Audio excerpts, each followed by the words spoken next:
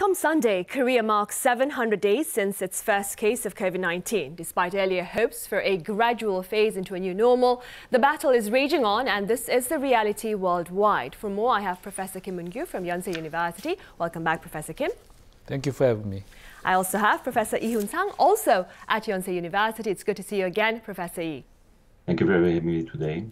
Meanwhile, joining this session virtually is Professor Monica Gandhi at the University of California, San Francisco. It's a pleasure to have you back, Professor Gandhi. Thank you. Professor Kim, we'll start here then. Korea is facing fresh restrictions starting from tomorrow, that would be December 18th, to the 2nd of January. Can the current situation be brought under control within the next 2 weeks or so? I hope so, but all the parameters are telling the opposite. There are many speculations that the cases will rise no matter what measures are taken. And personally, I think that we are going to need more than 2 weeks because we are dealing with the previous Delta variant and Omicron. Omicron takes only 2 days to double in many countries, and they are called as a wildfire. If we adopt the same measures against Delta variants a few months ago, it will be almost impossible to expect a drastic effect. And same as Delta variant, I am expecting that Omicron will be the dominant variant in Korea also, and soon, I mean. Vaccines and strengthening social distancing is not enough, as I think, and the additional measures are desperately needed right now, and preventing patients from getting severe is needed, and we need to prepare more ICU beds to prepare for the worst. Right, we do. Professor Yi, some pundits are casting doubt on the effectiveness of social restrictions, raising questions about their sustainability in recent days. What are your thoughts on this? I think the increased level of the social distancing measures certainly may not be very sustainable because it will be certainly very painful for many of the people who are participating in it, especially many of the small business owners, and also for schools and any other important functions. But I think what is important is as we are going into stronger social distancing measures during the time of this duration of stronger social distancing measure, it will be important to increase the booster dose coverage, especially for those people over age of the 60 years old, and also for those people with underlying conditions, so that after we have after we are achieving a very high level of the booster shot dose for the vaccination jab, maybe then we might be able to go into somewhat more sustainable reduced level of the social distancing measure. But what is important is to control the transmission, but especially to reduce the highly severe case and mortality cases because of the current spread of the infection. Right, which is something Professor Kim touched upon as well. Meanwhile, Professor Gandhi, the emergence of Omicron appears to be aggravating the global pandemic situation. Now, having said that, what can you tell us about the spread of this new variant over in the US? So right now, Omicron is just still 3% of our strains, but just like in Korea and everywhere else, because of its fast doubling time and probably being 2 to 3 times more transmissible than Delta, it will become the dominant strain, probably by even early January. The issue is that this far into the pandemic, the questions become whether we can control cases, and it's extremely difficult to control cases when this is such a highly transmissible variant.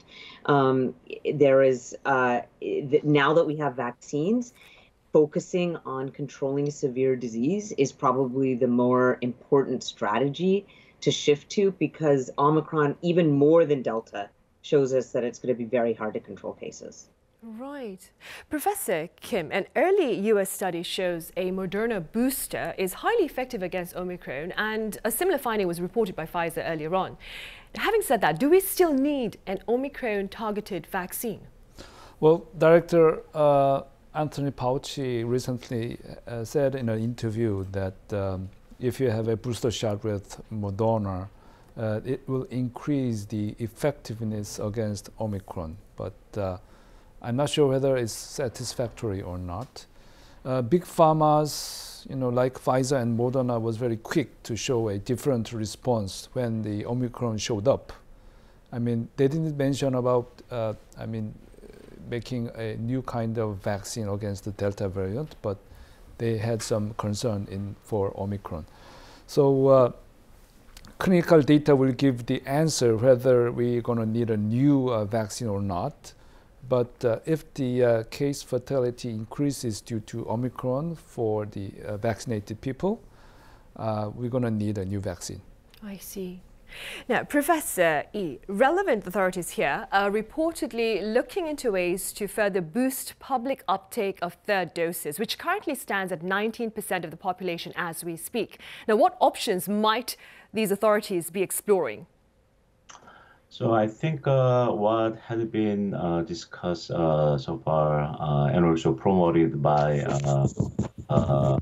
experts are maybe rather than relying on penalizing measures, also to put into use more of the incentivizing scheme as well. So some of those scheme can be some kind of vaccine associated like a lottery measure or something like that, which had been used in some of the areas in the United States. And also maybe some of the additional financial academic awards for the students as well. Also some kind of additional support that can be given for those people who are being vaccinated. So maybe that can be some of the approaches that can reduce some of the private civilian resistance against the vaccination approaches. Right, and staying with vaccinations, Professor Gandhi, it's been about a year since America launched its vaccination campaign, and I believe the public inoculation rate there stands or hovers on the 60% level. How does this reality look to affect government efforts there to boost or promote booster shots? Yes, I mean, so you're right. December 14th, 2020 was the first day that we gave out a vaccine in the United States. It's been a year now. And despite incentives, despite, mandates, despite a lot of work, we still only stand at 60% vaccinated, one of the lowest in high-income countries, vaccination rate. It has been a political process. It has been profoundly politicized. It's a very sad thing. We would be in a different situation if we had a higher rate of vaccination.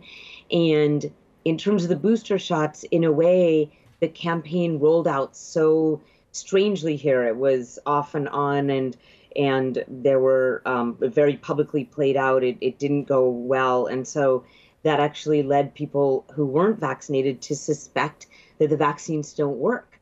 And I think it actually reduced the faith in the vaccines, especially in September when masks were put back, when they'd been taken out. So there was a lot that happened here that didn't go well. And we also have a lot of misinformation, and it is really a tragedy. The United States is where it is. I understand this is going to be a tough question, Professor Gandhi. Having said that, what do you suppose our authorities seeking to do then to boost additional doses?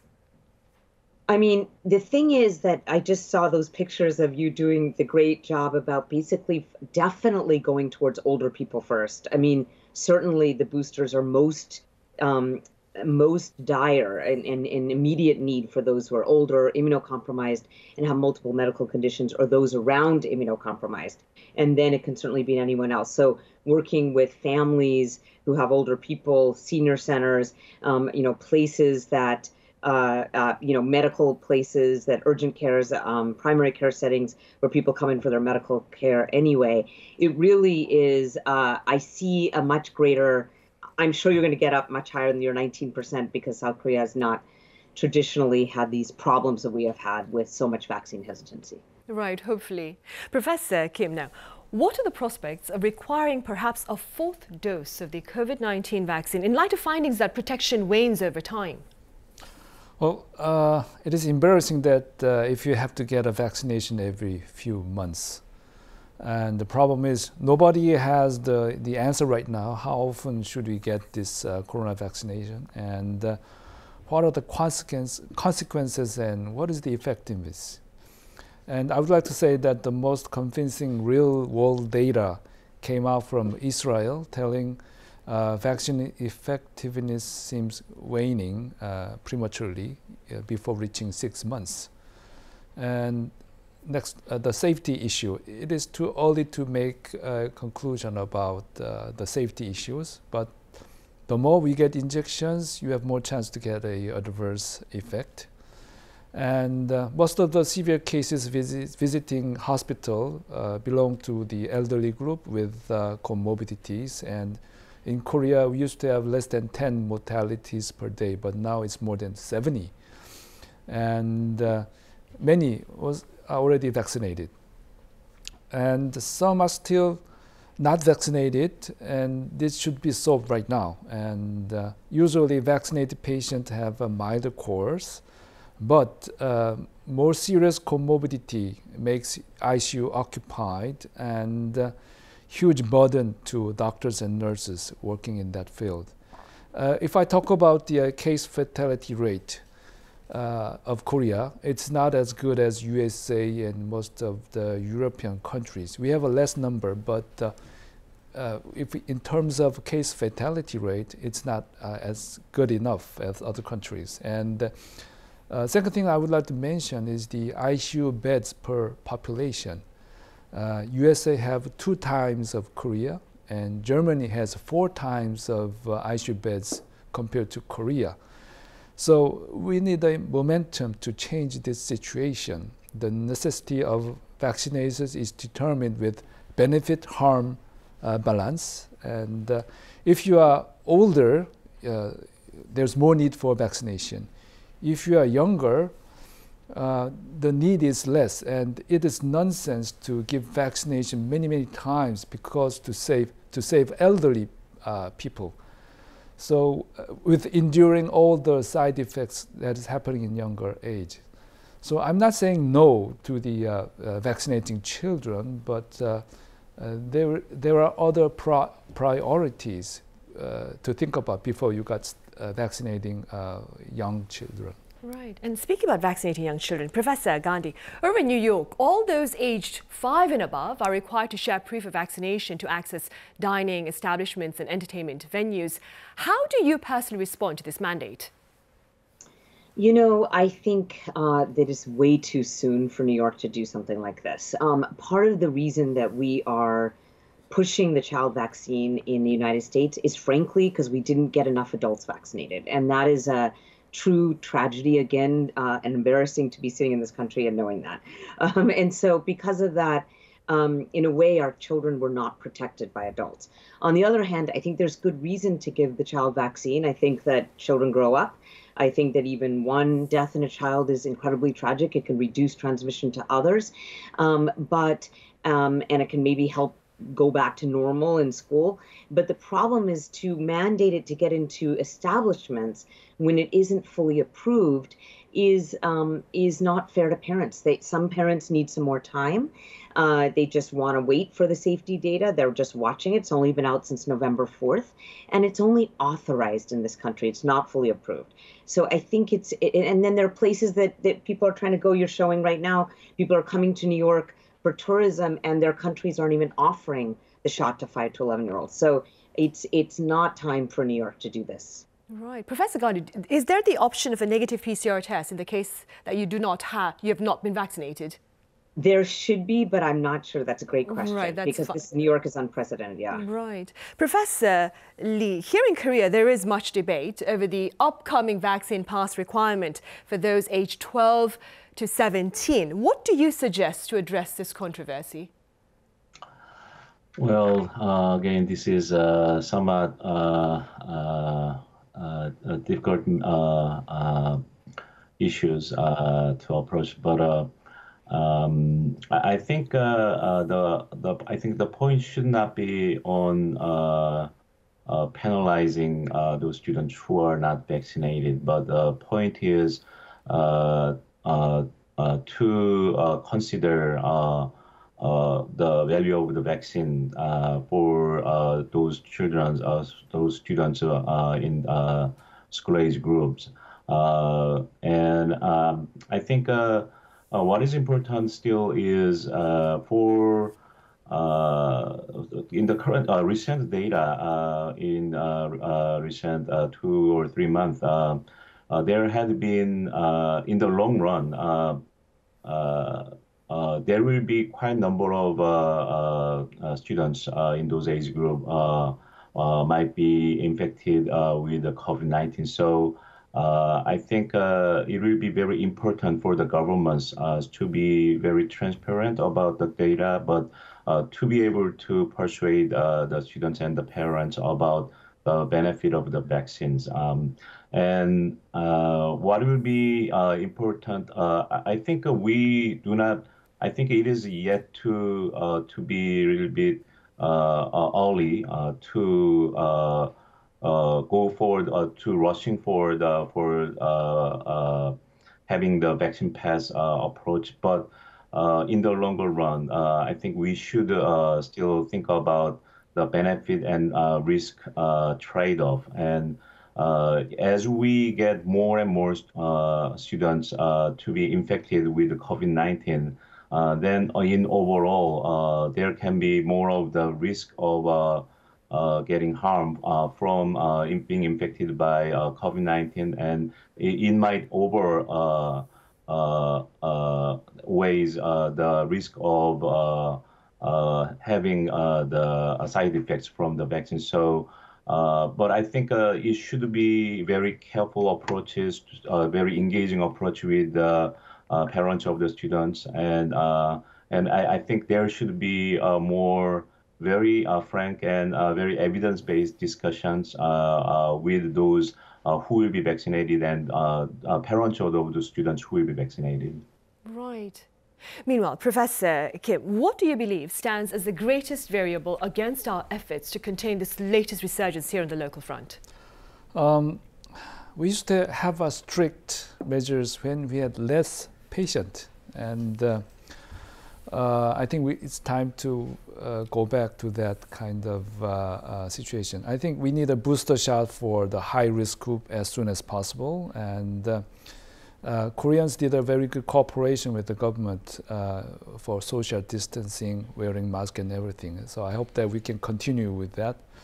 Government have to think that Omicron will be the major strain in the near future, and the doubling time is only 2 days, and hospitals are going to be overwhelmed soon, and we have to prepare for additional facilities and manpower for worsening situation. So each hospital has to do something, but we need a nationwide measures for that.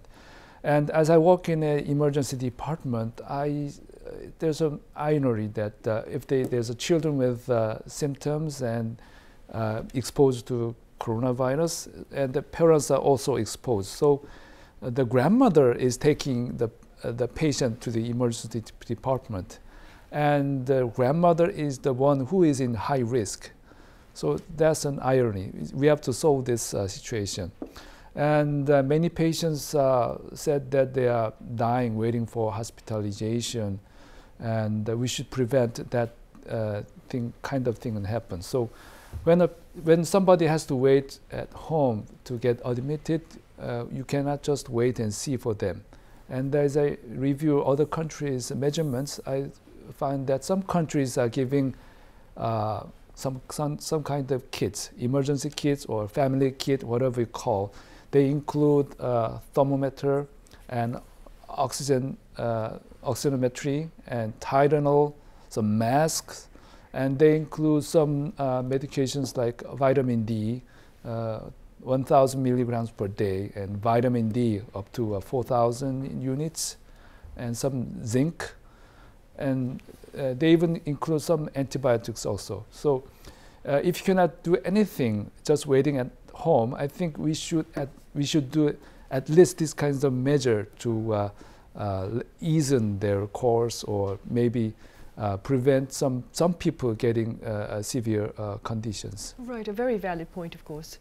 All right, Professor Kim, as always, thank you very much for your thoughts. Thank Professor you. Lee, thank you for your time today. And Professor Gandhi over in the US, as always, thank you for your insights. Thank you.